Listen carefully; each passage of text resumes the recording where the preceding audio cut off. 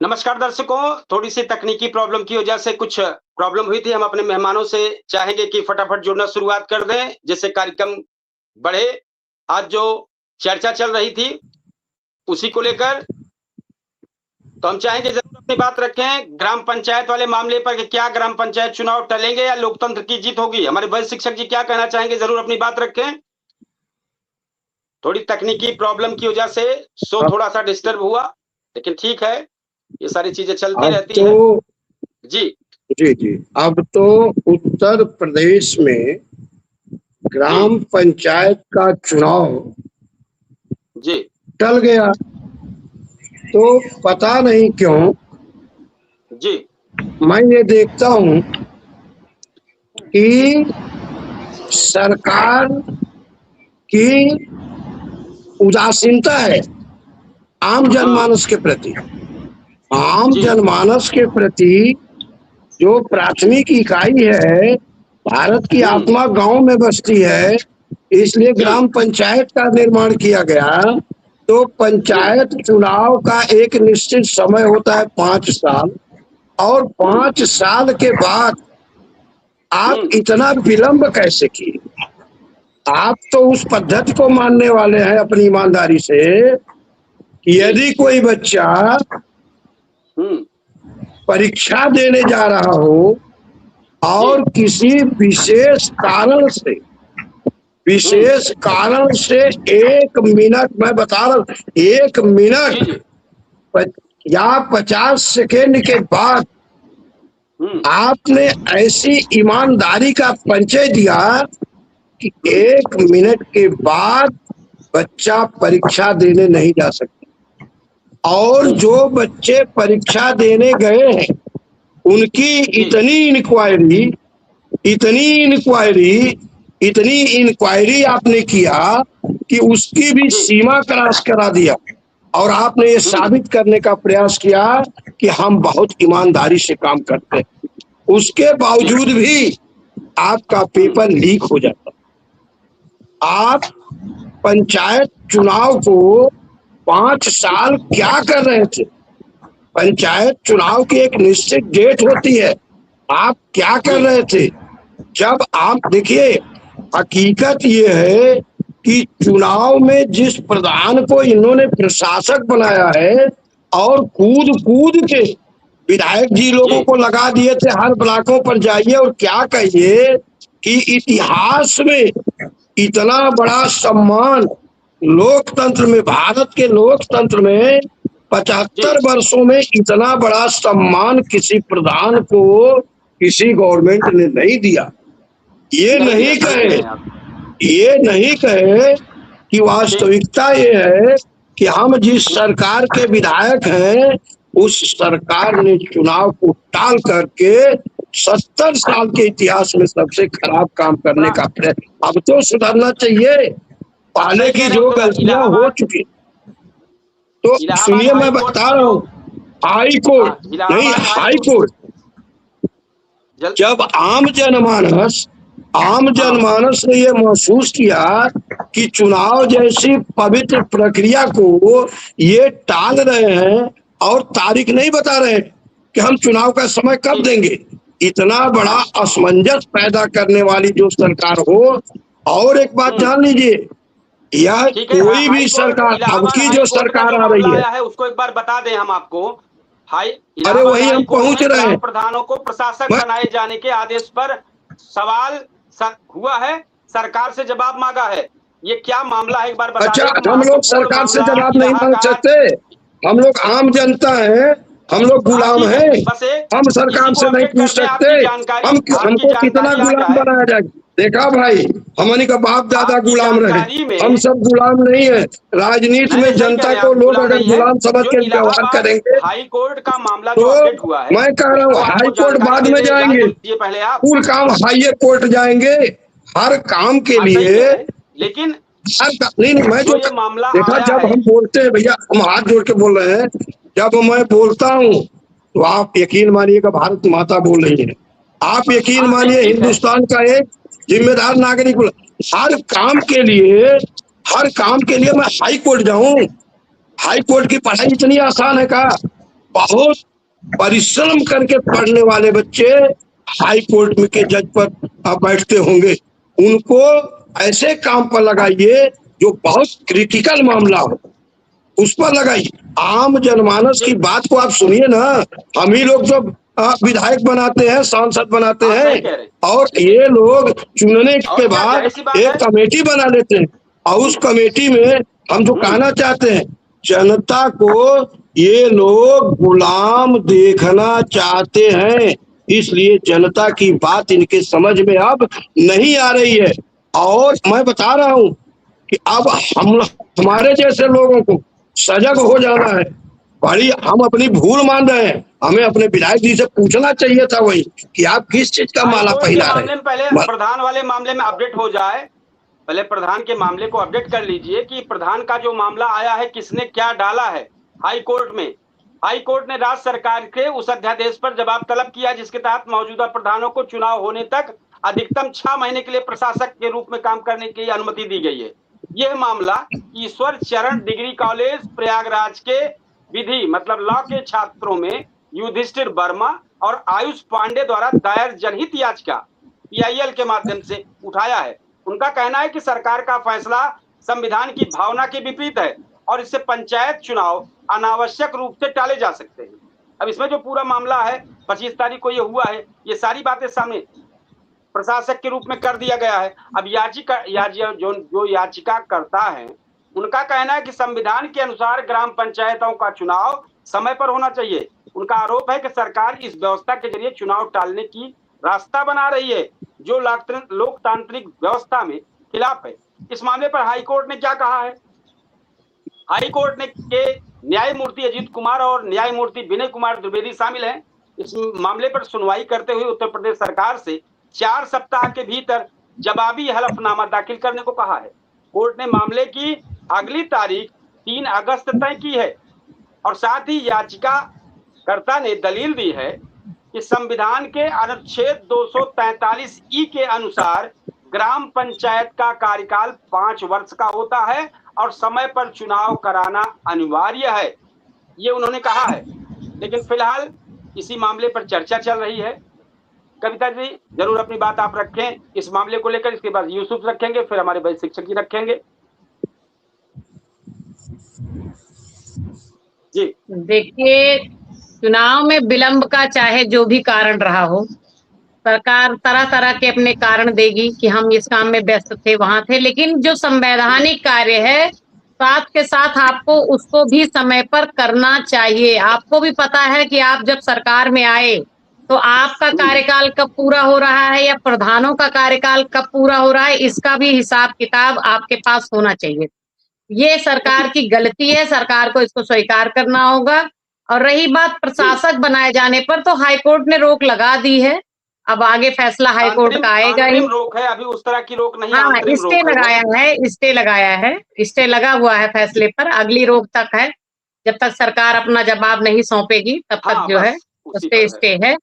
तो वो ठीक है, लेकिन मैं राजनीति से थोड़ा सा संबंध रखती हूँ, तो मैं आपको बता दूं ये पहले अपना विधानसभा निपटाएंगे तब ये ले जाके पंचायत चुनाव को कराएंगे।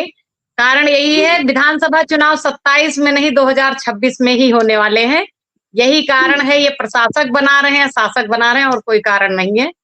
तो ये पहले अपना 27 का चुनाव 26 में करवा लें, जो रुपया पैसा बचा है देश में अपना अपने काम में लगा लें, उसके बाद जो होगा सो देखा जाएगा। यही है। सही कह रहे हैं। इस पर थोड़ा सा और जोड़ दें कि याचिका जो कहा है इलाहाबाद हाई कोर्ट में, उसने कहा है कि प्रेमलाल पटेल बनाम उत्तर प्रदेश राज्य मामले में इसी तरह की व्यवस्था को असंवैधानिक ठहरा चुका है। यूसुफ जी, इस प्रधान वाले पद के मामले में जो प्रशासक बनाया गया है, क्या कहना चाहेंगे? 2 मिनट में अपनी बात रखें।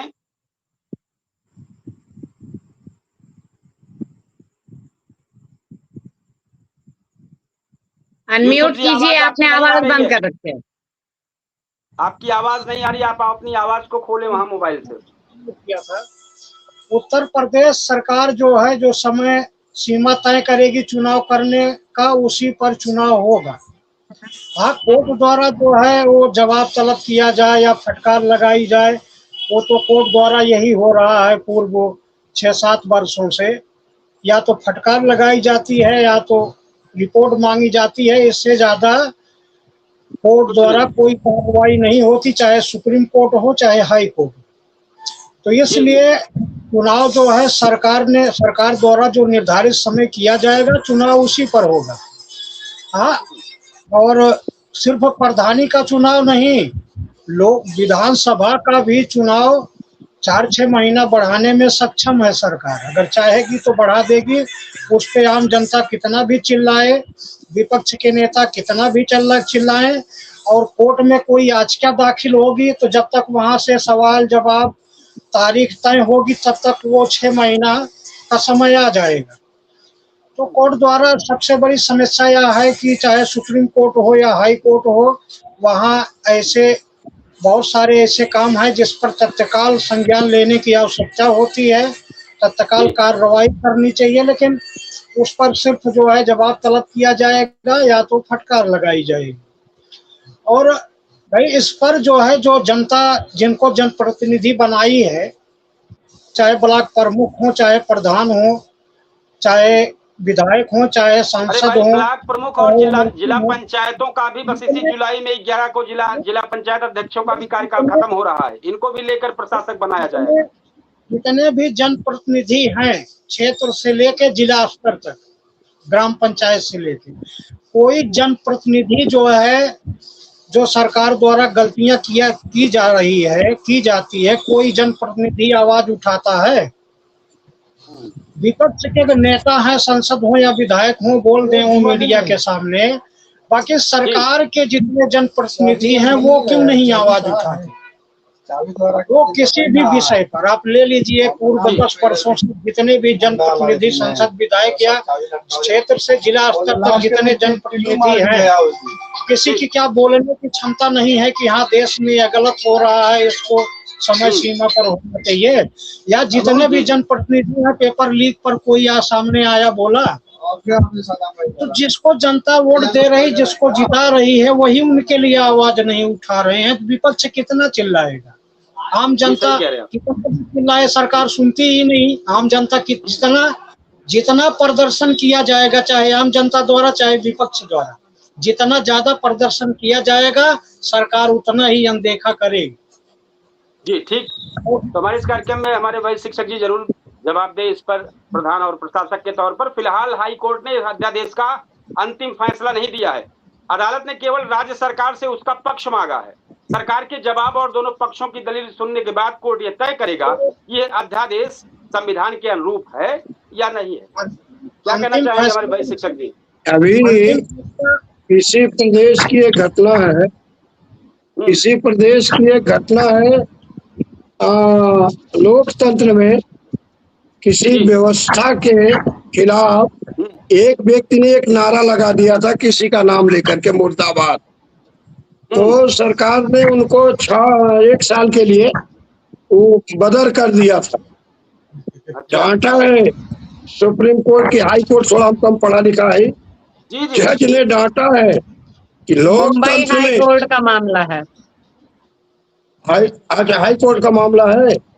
हाँ, तो डांटा है, कोर्ट का मामला है। हाँ, आज ही का मुद्दा है कि जनता को गुलाम बनाया जा रहा है ना। टिप्पणी है, कोर्ट की टिप्पणी है। मेरी ये जान लीजिए ना कि सरकार ने जितना जनता को बेवकूफ समझा है, इसके कर्मों का फल है आज कि आप जीडीपी पर चर्चा कर रहे हैं।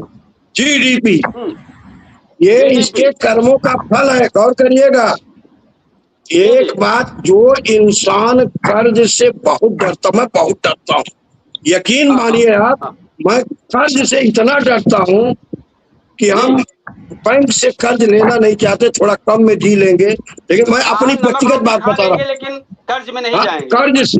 और आज आपने वही जीडीपी बता दिया, और रात भर हमको नींद नहीं आएगी कि पहले 54 थे और आज की तारीख में 762.8 अरब, 700 अब हमारे नियर मूर्ख आदमी भी गिनती याद रखने लगा भाई। इतना कर्ज हम हाथ जोड़ते ही अपनी सरकार से कि राम जी मास्टर ऐसा आदमी के कर्ज में मत डुबाओ भाई। हमारी का स्वाभिमान खत्म। ऋणी इंसान जो होता है, जो कर्जदार इंसान होता है, जो भी कर्ज में होता है, उसका पहले स्वाभिमान मर जाता है। आप कर्ज को समझ क्या रहे हैं? कर्ज को बड़ा हल्के में समझ रहे हैं। कर्ज लेना किसी का 200 रुपया आप ले लीजिए और कोई काम ही कर लीजिए और 3 महीने का वादा करिए। अगर 3 महीने आप कर्ज नहीं देते हैं तो सुनिए, जो मैं उदाहरण देने जा रहा हूँ, हाथी नियर शरीर रहे ना, कर्जवा लेके ना दिया की बात, हाथी नियर अगर शरीर रहे और कर्जदार को देख लेंगे, 3 महीने कहे रहेंगे, 4 महीना बीत गया रहेगा, बटुर जाएंगे। हाथी नियर शरीर कर्जदार होने पर बटुर जाती है। अभी तो हम कभी कभी बड़ा कष्ट होता है, हम आम जनमानस हैं। हमारे प्रधानमंत्री जी किसी देश में बैठ के जब पर्ची पढ़ते हैं, हमसे कोनो परेशानी तो नहीं, कोई परेशानी तो नहीं।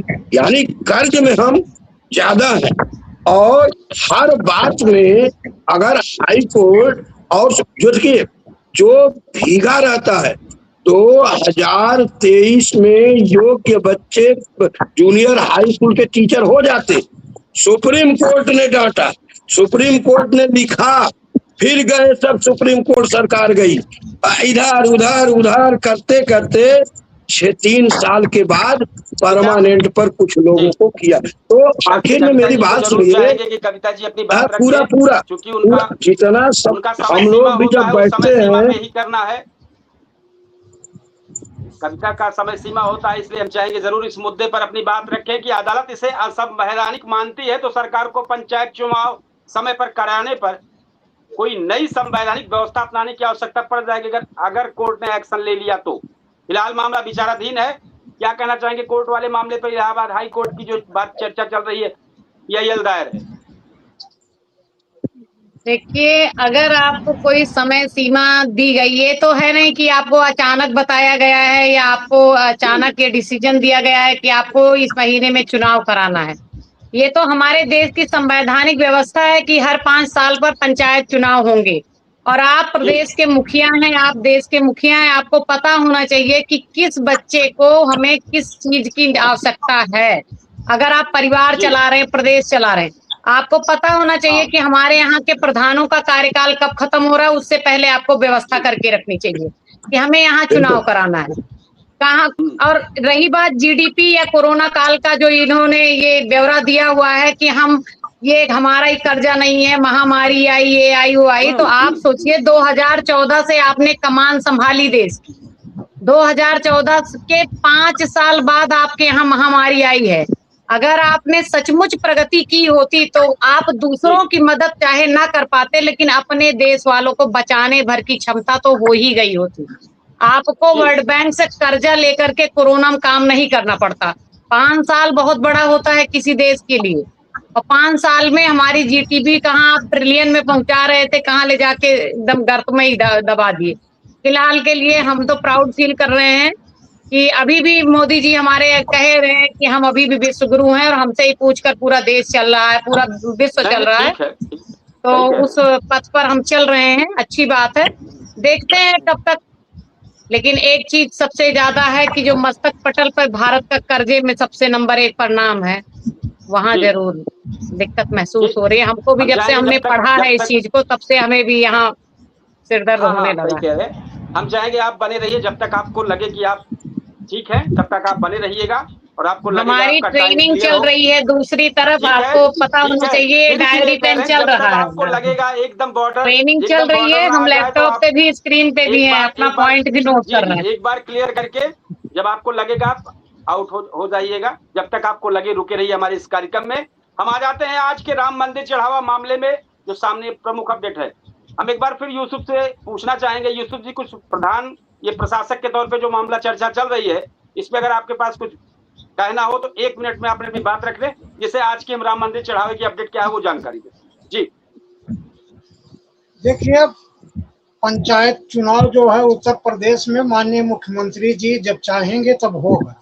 उसके पहले चाहे जनता चिल्लाए और चाहे विपक्ष चिल्लाए, और कोर्ट द्वारा भी जो भी कार्रवाई होगी वो होगी। तत्काल कोर्ट से भी नहीं होगा, जो कोर्ट का प्रोसेस होता है वो पूरा करते करते वो समय जो है उतना हो जाएगा। हमारे भाई शिक्षक जी कुछ कहना चाह रहे हैं? अच्छा, अरे हम कहे ये चाहते हैं कि हमारे मुख्यमंत्री जी का ये समय बड़ी फजीयत बा, बहुत फजीयत बा भाई। यानी यूजीसी में बेचारे ईमानदार आदमी, इनसे बढ़िया ईमानदार आदमी कोई होगा नहीं। यूजीसी आ गया, नीट का पेपर आउट हो गया है, इधर प्रधान का कार्यकाल बढ़ गया, इधर जो उनकी सबसे बड़ी आस्था का प्रतीक राम जी का मंदिर है उसमें चोरी हो गई। तो आप बताइए, ये सब कार्य हमारे मुख्यमंत्री जी को तो नींदें नहीं आ रही हो। हमारे मुख्यमंत्री जी चोरी कराना नहीं चाहते हैं, ये मैं जानता हूँ। चुनाव टालना नहीं चाहते थे, इसको मैं जानता हूँ। यूजीसी के सख्त खिलाफ थे, इसको मैं जानता हूँ। नीट का पेपर आउट न हो इसके स्रोत पक्ष में है। तो जब और गोलियां बैठी बा ऊपर वाली जब गोल, देखिए ये मत कहिएगा कि राम जी मास्टर भटकते हैं। ऊपर वाली गोल इनको पूरा गोलियां दिया है, और इतना गोलियां दिया है कि एक भी काम समय से नहीं। और सुन लीजिए, बहुत कष्ट है जो हम लोग डिबेट में बोल रहे हैं ना, हम लोगों को बोलना चाहिए शिक्षा पर। जितनी भी कोचिंग संस्थाएं रही हैं, खान सर ने क्या कह दिया अंजना ओम कश्यप को, धर्मेंद्र जी को बुरा लगा, उन्होंने एक काल किया अंजना ओम कश्यप जी को, उन्होंने 2 कौड़ी बोल दिया। हमारे खान सर भड़क गए, बिगड़ गए। फिर उनके यादव जी से उनका झगड़ा हुआ, झगड़ा होने पर एक भाई का बलिदान हुआ। उस बलिदान में खान सर की शिक्षा व्यवस्था बंद हो गई। कहाँ से आप क्या क्या दिखाना चाहते हैं? हम लोग इतना बेवकूफ हैं? कैसे कैसे लड़ाया जाता है, कैसे कैसे शिक्षा को बर्बाद किया जाता है। जब शिक्षा नहीं रहेगी, सब बैठे बैठे सब रणनीति वाले रणनीति लगा दिए। अरे अच्छा ये बताइए, हम जो बोल रहे हैं, जो स्मृति ईरानी गैस सिलेंडर बढ़ा था तो गैस सिलेंडर पर बैठ जाती थी, सिलेंडर पर बैठ जाती थी तो तब बैठ जाती थी जब उनका शासन नहीं था, जब वो विधायक नहीं, सांसद नहीं थी। अब उन्हीं की सरकार में सिलेंडर पे बैठ जाएं, नहीं तो क्या करिए? यही भैया कैसे होगा नहीं। अब 2 सिलेंडर ले ले, दमोह बढ़ता जाएगा। 2 सिलेंडर पर सरकार नहीं बनी थी, सरकार की फजीहत करनी थी, उन्होंने किया। अब उनकी सरकार हो, नहीं उठाएंगी। अब विपक्ष को उठाना चाहिए, विपक्ष करे। देखिए, ये आज अगर हमारी सरकार मनमानी कर रही है या हमें कहीं भी लग रहा है कि सरकार तानाशाही कर रही है, तो ये विपक्ष कमजोर है, इसका सबसे बड़ा प्रमाण है। इसमें सारी गलती सत्ता पक्ष की नहीं है। सत्ता पक्ष मनमानी न करने पाए, इसीलिए लोकतंत्र में मजबूत विपक्ष होता है। और हमारा विपक्ष कहीं ना कहीं कमजोर है। इस बात को सरकार के क्रियाकलापों को देखकर कोई भी अंदाजा लगा सकता है। जब ये विपक्ष में थे तो इन्होंने नहीं करने दिया कुछ भी, तो आप सोचिए विपक्ष क्यों चुपचाप बैठा हुआ है। यही राजनीति है, और यही राजनीति। सही कह रहे हैं। आज राम मंदिर चढ़ावा मामले में जो अपडेट आया, 2 सेकंड केवल 2 सेकंड सुन ले। जब ऐसा लगने लगे कि विपक्ष एकदम समाप्त होने के कगार पर है, तो आम जनमानस को एकदम मैदान में आ जाना चाहिए और विपक्ष को नकार करके सरकार की गलत नीतियों का एकदम खोल करके आलोचना करना चाहिए, बिना परिणाम का परवाह किए। आपको बताना चाहिए कि जनता रही ही नहीं गई है। धरना प्रदर्शन ये नहीं करने देंगे, रैली ये नहीं करने देंगे, सोशल मीडिया पे ये नहीं बोलने देंगे। जो बोलेगा उस पर मुकदमा दर्ज होगा। जंतर मंतर आपको नहीं जाने देंगे, कोई रैली कोई जनसभा नहीं करने देंगे, जातिवादी जनसभाएं नहीं करने देंगे। हर जगह तो आप पर बेड़ियां कसी जा रही हैं, बोलेंगे कहाँ आप? सोशल मीडिया को इन्होंने दबा रखा है, मीडिया इनके सामने नहीं बोल सकती है। अगर पक्ष में बोल रही है तो चैनल की टीआरपी चल रही, विपक्ष में बोल रही है तो चैनल वही खत्म है। तो बहुत सारी चीजें हैं, कहाँ जाओगे? तो आवाज उठाना भी आसान नहीं है। भैया सुन लीजिए, एक लाइन, रबड़ का गेंद देखे है ना, रबड़ का गेंद किसी के हाथ में दीजिए दबाएंगे, अब लोहे का गेंद बनना है। आम जनमानस को अपने विचारों से, अपने आचरण से, अपने देशभक्त की भावना से अब लोहे की गेंद बनना है, और लोहे की गेंद जिस दिन बनेंगे उस दिन कोई दबा नहीं पाएगा। हम फटाफट अपडेट पर आ जाते हैं। राम मंदिर चढ़ाव वाले प्रकरण पर आज जो मामला आया है उस पर आरएसएस का एक बड़ा सार्वजनिक बयान आया है। राष्ट्रीय स्वयं सेवक संघ ने पहली बार इस मामले पर प्रतिक्रिया दी है। संघ के सरकार्यवाहक दत्तात्रेय भुजबल ने घटना को दुर्भाग्यपूर्ण बताते हुए कहा कि यदि कोई दोषी है तो उसे कड़ी सजा मिलनी चाहिए और जांच निष्पक्ष होनी चाहिए। राजनीतिक बयानबाजी तेज, विपक्ष लगातार सरकार और मंदिर प्रबंधन पर सवाल उठा रहा है। इसी क्रम में कांग्रेस पार्टी से कपिल सिब्बल ने भी इस पूरे मुद्दे पर केंद्र सरकार और संबंधित संगठनों पर निशाना साधा है। ट्रस्ट के भीतर मतभेद की भी बातें आ रही है। कुछ मीडिया रिपोर्ट्स ने ट्रस्ट के भीतर मतभेद और इस्तीफों को लेकर चर्चाएं सामने आई। हालांकि अलग अलग रिपोर्टों में अलग दावे हैं, इसलिए इन पर आधिकारिक स्थिति और जांच के निष्कर्ष के बाद इंतजार किया जा सकता है। साथ ही अब एक नई चीजें आ गई है, अन्य मंदिरों में भी सतर्कता बढ़ा दी गई है। इस विवाद के बाद उत्तराखंड में बद्रीनाथ मंदिर और केदारनाथ मंदिर सहित प्रमुख मंदिरों में चढ़ावे की सुरक्षा और निगरानी को लेकर अतिरिक्त सतर्कता बरतने के निर्देश जारी हो गए। अभी ये मामला चूंकि न्यायिक प्रक्रिया के दायरे में है, इसलिए किसी भी व्यक्ति या संस्था को दोषी मानना उचित नहीं होगा जब तक जांच पूरी ना हो जाए, अदालत का अंतिम निर्णय जब तक ना आ जाए।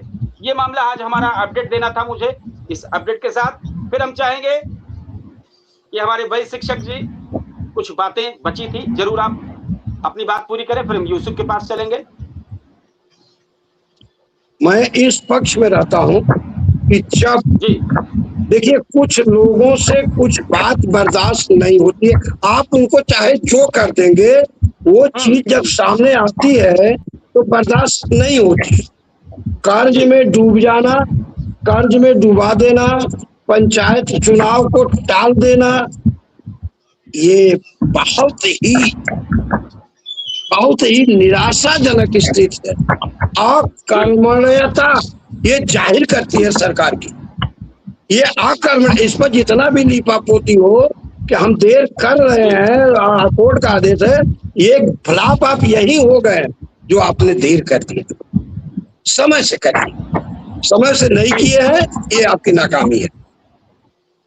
नहीं चुनाव कर रहे हैं, आपकी नाकामी जी। आरएसएस का बयान है, दत्तात्रेय ने कहा है कि ये घटना दुर्भाग्यपूर्ण, उनके कोड है ये घटना दुर्भाग्यपूर्ण है, इसमें राम भक्तों की भावनाओं को ठेस पहुंची है। यदि कोई दोषी है तो उसे कड़ी सजा मिलनी चाहिए, जांच निष्पक्ष होनी चाहिए और जो अनिश्चितता बनी है वो जल्द खत्म होनी चाहिए। ये बयान महत्वपूर्ण बना हुआ है। और इसके बाद उद्धव ठाकरे भी हमला कर दिए हैं इस पर। उन्होंने कहा है कि भाजपा पर निशाना साधा है, कहा है राम मंदिर के चढ़ावे से जुड़ा मामला करोड़ों हिंदुओं की आस्था से जुड़ा है, दोषियों पर कार्रवाई होनी चाहिए। उन्होंने इस मुद्दे पर 5 जुलाई को राम रक्षा आंदोलन करने का भी ऐलान किया है। ट्रस्ट में बैठक की चर्चा को लेकर होने वाली है, चर्चाएं बहुत तेज है। कुछ रिपोर्ट्स में महासचिव चंपत राय के भविष्य और संभावित निर्णयों को लेकर अटकलें चल रही है। हालांकि किसी अंतिम निर्णय की आधिकारिक पुष्टि अभी तक नहीं हुई। अगर इस पर कुछ कहना चाहें हमारे वरिष्ठ शिक्षक जी जरूर कहें, इसके बाद हम यूसुफ के पास चलेंगे। असल बात भैया ऐसा हुआ है कि ये घटना ही सोचने को बड़ा अजीब लगता। ये लोग कभी सोचे नहीं थे कि इस इतने बड़े कांड को आम जनमानस जान जाएगा। ये लोग आए किसके नाम पर? सरकार में किसके नाम पर आए? इनका चुनाव ही भगवान के नाम पर शुरू हुआ।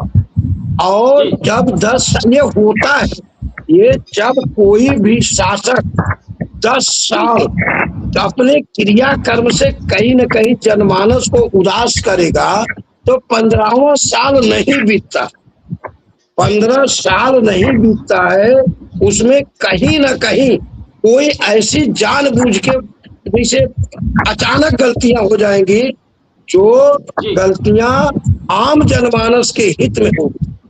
और जो गलतियां कर रहा है, जो जान रहा है, भाई देखिए ये लोग समझ रहे हैं कि हम एकदम राजा हैं, कभी कुर्सी हमसे जाएगी नहीं, लेकिन ये चीज भूल गए हैं कि ये लोकतंत्र में जनता द्वारा चुने गए हैं, किसी भी परिस्थिति में जनता द्वारा चुने गए हैं। तो जनता द्वारा चुने गए हैं तो आम जनमानस जब एकदम चुप हो जाए, मंदिर में चढ़ावे जैसे मामले पर चोरी हो जाना, आम जनमानस चुप है, पार्टी के लोग भी चुप हैं, संघ के लोग भी चुप हैं, गांव के लोग भी चुप है। वो कह रहे हैं कि ऐसा है कि जो धन गया वो तो कोई पाया ना, 80 लाख 1 करोड़ कम से कम 4-6 लोग पाए, तो हम लोग क्या पाए? हम लोग आम जनमानस क्या पाए? केवल बदनामी। तो इस बदनामी से जनता ऊब चुकी। हाँ, यूसुफ जी क्या कहना चाहेंगे इस प्रकरण पर और साथ ही प्रधान वाले पे और जिस पर चर्चा चल रही है राम मंदिर प्रकरण पर? इसके बाद भरत भूषण तिवारी कथित एनकाउंटर वाले मामले में अपडेट करेंगे, आज कौन क्या बोला है, बताइए यूसुफ जी। जी, राम मंदिर प्रकरण में तो वहाँ पे कार्रवाई बस इतनी होगी, जांच जो है अभी लंबी चलेगी, जब तक मुकदमा कोर्ट में चलेगा जांच तो तब तक रहेगी।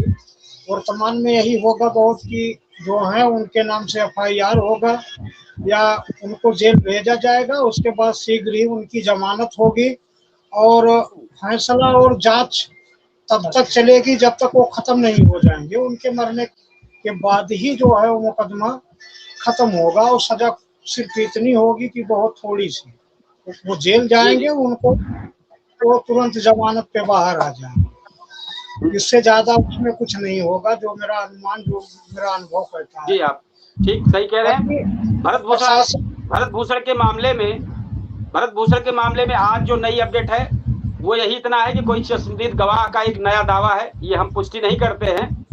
उसका कहना है कि पूरी घटना उन्होंने देखी है, लेकिन गवाह का दावा है जांच प्रक्रिया की पुष्टि अभी बाकी है। और राजनीतिक जानकारी जो हलचल हुई है उसमें फॉरेंसिक रिपोर्ट का इंतजार किया जा रहा है, असलहे और गोलियों की मिलान की। और इसके बाद जो पुलिस का पक्ष है वो चल रहा है लगातार। आज चूंकि चिराग पासवान का बयान इस पर आया है, भरत तिवारी के परिजनों से उन्होंने मुलाकात की और चिराग पासवान ने कहा कि यह एनकाउंटर नहीं हत्या है, इस मामले में जो भी दोषी है उन सभी की गिरफ्तारी होनी चाहिए। मैं मुख्यमंत्री से मिलकर इस मामले की बात करूंगा और पीड़ित परिवार को न्याय दिलाना चाहिए, न्याय मिलना चाहिए। साथ ही फिर इधर जीतन राम मांझी का बयान दूसरी तरफ फिर वही चल रहा है। उनका कहना है कि अगर पुलिस ने आत्मरक्षा में कार्रवाई की तो ये उचित है, अगर ऐसा नहीं होता तो पुलिस कर्मियों की जान चली जाती। और चश्मदीद का दावा, लेकिन इसकी स्वतंत्र पुष्टि या न्यायिक सत्यता अभी नहीं हो पाई है जो सामने आया है, ये हम चाहेंगे। अगर इस पर कुछ कहना चाहे हमारे वरिष्ठ शिक्षक जी, जरूर 1 मिनट में बात रखें। नहीं भैया, हम तो ये डर रहे हैं कि जो गवाह हैं जी, पहली बात तो अदालत का चक्कर लगाते लगाते परेशान हो जाएंगे। भाई गवाह 4-6 लोग तो देंगे, 100-200 तो देंगे नहीं।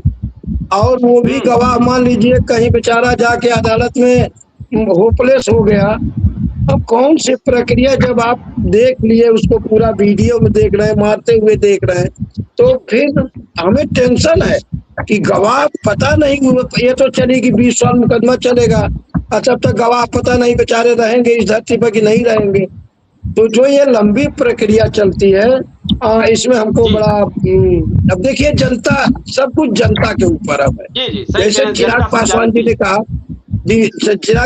जी ने कहा, हम उनका हार्दिक स्वागत करते हैं, लेकिन मैं उस पर विश्वास करता हूं कि वो मुख्यमंत्री जी से बात करें और उसको वायरल करें, उस पर काम हो, बात करें, नहीं बात करें और वायरल करें, और उसको वायरल करें तो जनता सुने कि आपने बात क्या किया है।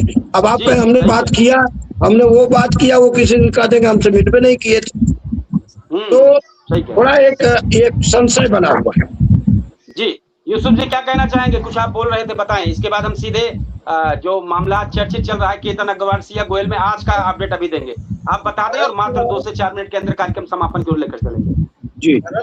जी के मामले में जो एक गवाह के बारे में जो बताया जा रहा है, गवाह तो पूरा भारत है, पूरा भारत देख चुका है।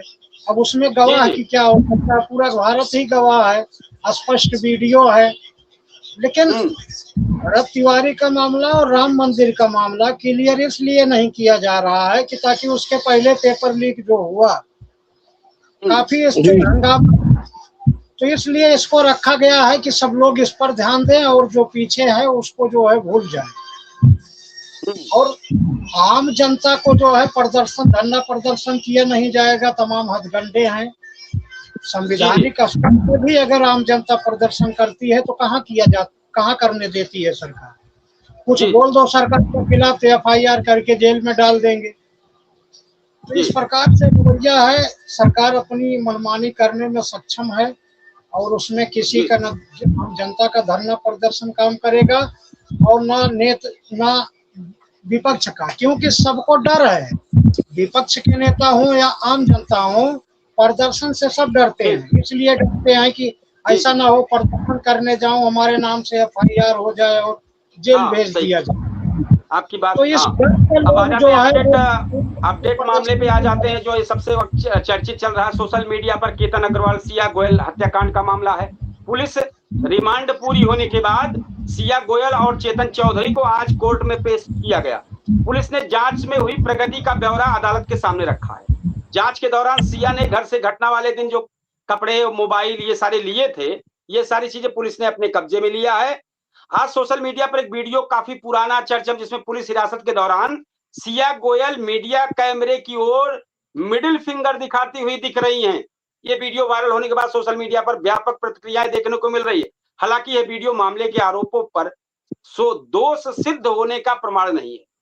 अब जांच एजेंसियां पूरी लगी है। वर्तमान स्थिति मामला भी जांच न्यायिक प्रक्रिया में है। पुलिस अपने दावों के समर्थन में साक्ष्य जुटा रही है और फिलहाल किसी आरोपी को दोषी या निर्दोष मानना उचित अभी नहीं है, चूंकि न्यायालय का मामला है, वही कुछ क्लियर करेगी, सारा चीज तथ्य उसी के सामने आएगा। और आज इस कार्यक्रम को समापन की ओर लेकर चलेंगे। कल किसी फिर बेहतरीन मुद्दे के साथ, ज्वलंत मुद्दे के साथ आपके सामने फिर हाजिर होंगे। जितने भी मेहमान हमारे शामिल हुए, सब लोगों का स्वागत है। एक दो मेहमान शामिल नहीं हो पाए, बात हुई थी, नहीं जुड़ पाए, लेकिन हम चाहेंगे शायद कल जुड़े वो। इसी आशा और विश्वास के साथ अपने कार्यक्रम को समापन की ओर लेकर चल रहे हैं। कल फिर एक बेहतरीन मुद्दे के साथ आप सब लोगों से मिलते हैं। जय हिंद, शुभ रात्रि।